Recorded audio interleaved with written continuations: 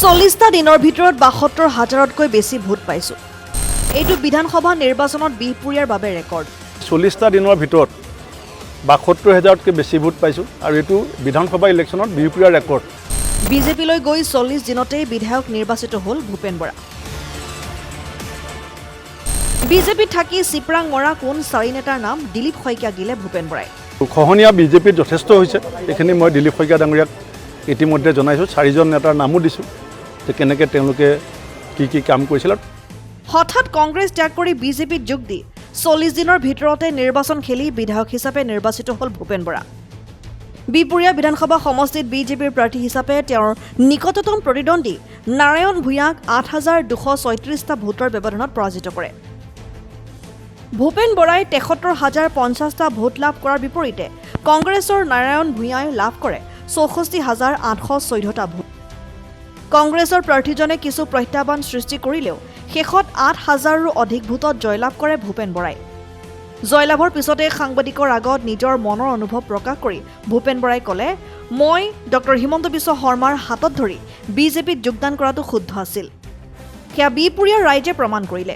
মই যে ডক্টৰ হিমন্ত বিশ্ব শৰ্মা ডাঙৰীয়াৰ নেতৃত্বত তেওঁৰ হাতত ধৰি বিজেপি দলত যোগদান কৰিছিলোঁ, এই সিদ্ধান্তটো যে শুদ্ধ আছিলে সেয়া 12 বৈষ্ণৱৰ জন্মস্থান মহাপুৰুষ মাধৱদেৱৰ জন্মস্থান বিহপুৰীয়া বিধানসভা সমষ্টিৰ ৰাইজে প্ৰমাণ কৰিলে যে ভূপেন বৰাই যি সিদ্ধান্ত লৈছিল, যিটো পথ বাছনি কৰিছিলোঁ সেই পথটো শুদ্ধ আছিল। কংগ্ৰেছৰ কফিনত শেষ গজাল মৰা বুলি কৈ ভূপেন বৰা সৰব হৈ পৰিল গৌৰৱ গগৈৰ বিৰুদ্ধে। যিটো যোৰহাট সমষ্টিত মই সভাপতি থাকোঁতে 1.5 লাখ ভোটত কংগ্ৰেছ জিকিছিল, যিটো কুকুৰাঝাৰ পাৰ্লিমেণ্টত মই সভাপতি থাকোঁতে 5 লাখ ভোট কংগ্ৰেছে পাইছিল, তাত 45,000 ভোট পাইছে BTR ইলেকশ্যনত। এতিয়া গৌৰৱ গগৈ ধাৰাশায়ী হৈছে। গতিকে ভাল ইংৰাজী কোৱা মানুহে যে বুথত যে ভোট গোটাব নোৱাৰে আৰু যাৰ দেশপ্ৰেম সন্দেহৰ ঊৰ্ধত নহয়, যেতিয়ালৈকে ৰকিবুল হুছেইনৰ নেতৃত্বত গৌৰৱ গগৈ সভাপতিত্বত কংগ্ৰেছ আৰু বিৰোধী থাকিব, ফলাফল দিনক দিনে ইয়াত আৰু শোচনীয় হ'ব। কাৰণ আপোনালোকে জানে কুকুৰাঝাৰত মই সভাপতি থাকোঁতে 5 লাখ ভোট পাইছিলোঁ BTAD এৰিয়াত লোকসভা ইলেকশ্যনত। গৌৰৱ গগৈ সভাপতি হোৱাৰ পিছত তাত 45,000 ভোট পাইছে। মই সভাপতি থাকোঁতে যোৰহাট পাৰ্লিমেণ্টত আমি 1.5 লাখ ভোটত জিকিছিলোঁ আৰু গৌৰৱ গগৈ সভাপতি হোৱাৰ পাছত এখনো পঞ্চায়ত জিকিব পৰা নাই। আজি নিজে শোচনীয় পৰাজয় হৈছে। ইফালে বিহপুৰীয়াত বিজেপিত থাকি চিপৰাং মৰা একাংশ নেতাৰ তালিকাও সাজু কৰিছে ভূপেন বৰাই। ৰাজ্যিক বিজেপিৰ সভাপতি দিলীপ শইকীয়াৰ হাতত চিপৰাং মৰা 4 নেতাৰ নাম আৰু তথ্য সহকাৰে দিলে ভূপেন বৰাই। খহনীয়া বিজেপিত যথেষ্ট হৈছে, এইখিনি মই দিলীপ শইকীয়া ডাঙৰীয়াক ইতিমধ্যে জনাইছোঁ। 4জন নেতাৰ নামো দিছোঁ যে কেনেকৈ তেওঁলোকে কি কাম কৰিছিল আৰু তথ্যভিত্তিক মই ইতিমধ্যে জনাইছোঁ।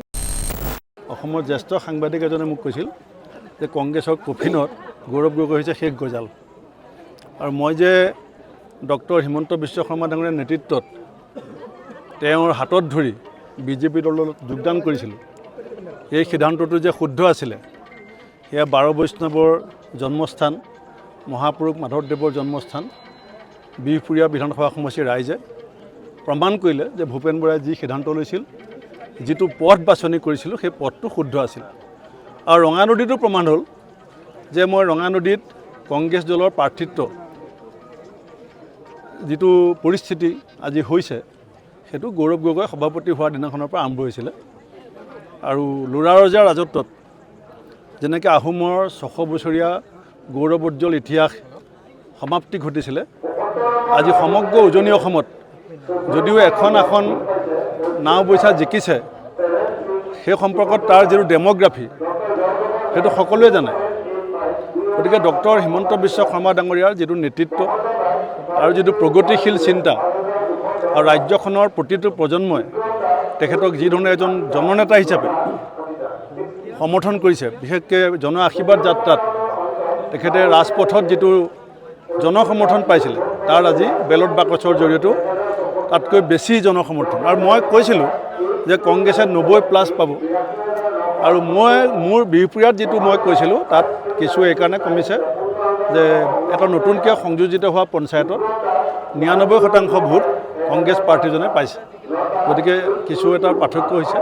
মই বিহপুৰীয়াবাসী ৰাইজক আন্তৰিক কৃতজ্ঞতা জনাইছোঁ আৰু অসমৰ মুখ্যমন্ত্ৰী হিমন্ত বিশ্ব শৰ্মা ডাঙৰীয়াৰ সমুখে বিজেপি আৰু NDAৰ নেতৃবৰ্গ আৰু সকলো কৰ্মকৰ্তাক মই আন্তৰিক কৃতজ্ঞতা জনাইছোঁ। অসমৰ সংবাদ মাধ্যমকো মই ধন্যবাদ জনাম যে এই ইলেকশ্যনটোত প্ৰথমৰ পৰা শেষলৈকে আপোনালোকে যি অতন্দ প্ৰহৰী ভূমিকা পালন কৰিছে তাৰ কাৰণে মই অসমৰ সংবাদ মাধ্যমকো আৰু সকলো ৰাইজক বিজেপি দলক আৰু NDAক ইমান বিশাল জনমত দিয়াৰ কাৰণে মই নতশিৰে প্ৰণিপাত জনাইছোঁ। এক প্ৰকাৰে ক'ব পাৰি নেকি যে কংগ্ৰেছ এবাৰ সম্পূৰ্ণৰূপে বিধ্বস্ত?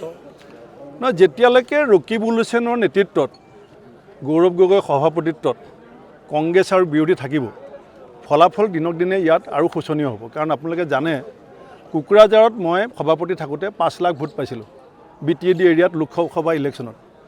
গৌৰৱ গগৈ সভাপতি হোৱাৰ পিছত তাত 45,000 ভোট পাইছে। মই সভাপতি থাকোঁতে যোৰহাট পাৰ্লিয়ামেণ্টত আমি 1.5 লাখ ভোটত জিকিছিলোঁ। আৰু গৌৰৱ গগৈ সভাপতি হোৱাৰ পাছত এখনো পঞ্চায়ত জিকিব পৰা নাই। আজি নিজে শোচনীয় পৰাজয় হৈছে। গতিকে ইংৰাজী ভাল ক'লে যে অসমৰ বুথত যে ভোট গোটাব নোৱাৰে, সেইটো ৰাহুল গান্ধীয়ে প্ৰথম গম পাব। মই প্ৰত্যাহ্বান বুলি এইকাৰণে নকওঁ যে প্ৰথম কথা, মই মাত্ৰ বিজেপিত যোগদান কৰা 40 দিনৰ ভিতৰত কেম্পেইনিং শেষ হৈছে। মই 22 ফেব্ৰুৱাৰীত যোগদান কৰিছোঁ আৰু 7 এপ্ৰিলত কেম্পেইনিং শেষ হৈছে। গতিকে 40টা দিনৰ ভিতৰত 72,000তকৈ বেছি ভোট পাইছোঁ। আৰু এইটো বিধানসভা ইলেকশ্যনত বিহপুৰীয়াৰ ৰেকৰ্ড। বিহপুৰীয়াত বিজেপিৰ এই আগৰ 2টা নিৰ্বাচনতো ইমান ভোট পোৱা নাই। আৰু খহনীয়া বিজেপিত যথেষ্ট হৈছে। এইখিনি মই দিলীপ শইকীয়া ডাঙৰীয়াক ইতিমধ্যে জনাইছোঁ। 4জন নেতাৰ নামো দিছোঁ যে কেনেকৈ তেওঁলোকে কি কাম কৰিছিলে। তথ্যভিত্তিক মই ইতিমধ্যে জনাইছোঁ। কিন্তু মই এইটো কোৱা নাই যে একশ্যন ল'ব লাগে। মই কৈছোঁ যে আপোনাক জনাই থৈছোঁ আৰু মই নিবিচাৰোঁ যে মোক বিৰোধিতা কৰাৰ কাৰণে বিজেপিত কাৰোবাৰ ওপৰত একশ্যন হ'ব লাগে বুলি। কাৰণ মই নতুনক বিৰোধিতা কৰাটো স্বাভাৱিক। আৰু প্ৰথমবাৰ যেতিয়া মই বিহপুৰীয়াত গৈছিলোঁ তেতিয়া মই 553টা ভোটত জিকিছিলোঁ। আৰু এইটো মোৰ কাৰণে প্ৰথম, কাৰণ বিজেপিত মই 40 দিনীয়া বিজেপি হিচাপে ইলেকশ্যনটো শেষ হৈছে। গতিকে মই বিহপুৰীয়াবাসীৰ ওচৰত কৃতজ্ঞ। আৰু 3টা কথা মুখ্যমন্ত্ৰীৰ সন্মুখত কৈছিলোঁ যে আমি সমজিলা লাগিব, এটা আমাৰ জাগিৰোডৰ নিচিনা জাগিৰোড মানে ছেমি কণ্ডাক্টৰ সদৃশ এটা উদ্যোগ লাগে আমি কৈছিলোঁ। আৰু আমাৰ সমষ্টিৰ যিখিনি বানপানী মানে গৰাখহনীয়া সমস্যা আছে তাত সঁহাৰি বিচাৰিছিলোঁ। আৰু মোৰ নিশ্চিত এইটো বিশ্বাস যে ডক্টৰ হিমন্ত বিশ্ব শৰ্মা ডাঙৰীয়া বিহপুৰীয়া ৰাইজক সেয়া সঁহাৰি দিব। আপুনি বিজেপিত যোগদান কৰাৰ পিছত কৈছিলে যে মোৰ বহুত পলম হৈ গ'ল, মোক আগতে জইন কৰিব লাগিছিল। মই কোৱা নাই, ৰাইজে মোক কৈছিলে যে সকলো ৰাইজে মোক কৈছিলে যে আপুনি ভাল সিদ্ধান্ত লৈছে, বহুত দেৰিকৈ লৈছে সেইবুলি মোক কৈছে। নহয়, মই ক'লোৱেই যে মই যিদিনাখন সভাপতি পদৰ পৰা অপসাৰিত হৈছিলোঁ, অসমৰ এজন জ্যেষ্ঠ সাংবাদিকে কৈছিলে যে কংগ্ৰেছৰ কফিনত গৌৰৱ গগৈ শেষ গজাল।